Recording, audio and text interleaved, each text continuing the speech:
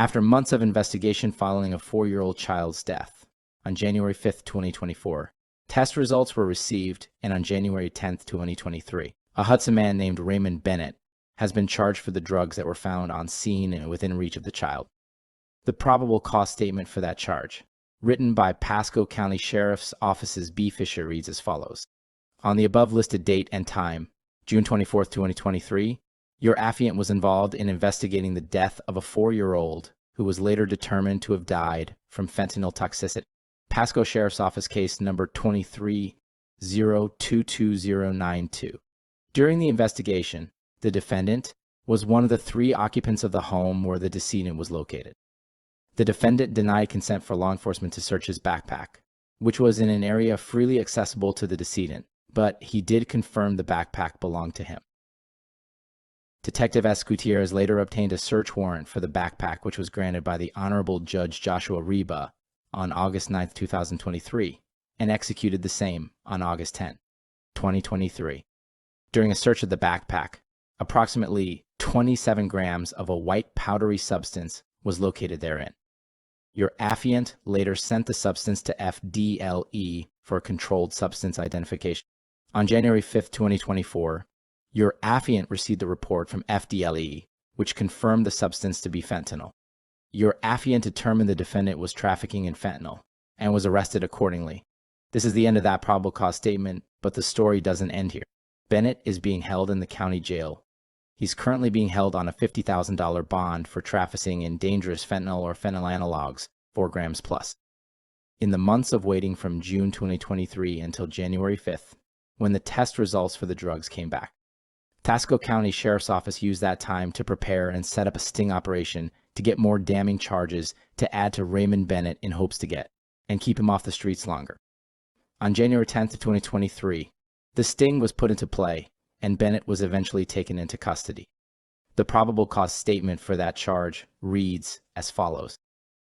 On January 10th, 2024, at approximately 11:18 hours, while acting in an undercover capacity employed by the Pasco Sheriff's Office, your affiant communicated with the defendant, Raymond Bennett, utilizing a cellular device. During the communication, the defendant ultimately agreed to sell your affiant $250 worth of slow, which he later confirmed to be fentanyl. At the Circle K, located at 13,705 U.S. Highway 19, Hudson, Florida 34,667.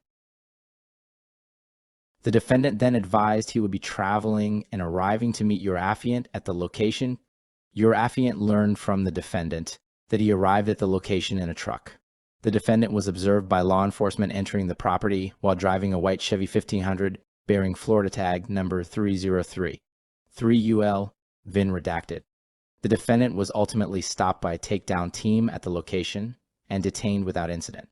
K-9 Deputy G. Erickson responded to the scene, and his narcotics K-9 alerted to the odor of narcotics emanating from the vehicle. Your affiant and Deputy Erickson conducted a hand search of the vehicle, which yielded a cigarette container in an overhead compartment which housed a $5 bill folded to hold a powdery substance, approximately 0.5 grams, and approximately 2 grams of a crystalline substance. The powdery substance and crystalline substance were presumptively field tested by Deputy Erickson and yielded positive results for fentanyl and methamphetamine, respectively.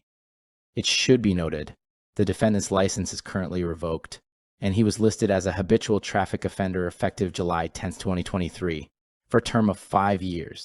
Your affiant conducted a post-Miranda interview with the defendant who admitted to using his cell phone to speak with a friend named Jason. The defendant explained he agreed to sell Jason a ball, or 3.5 grams, worth of slow, and that slow was a street term for fentanyl.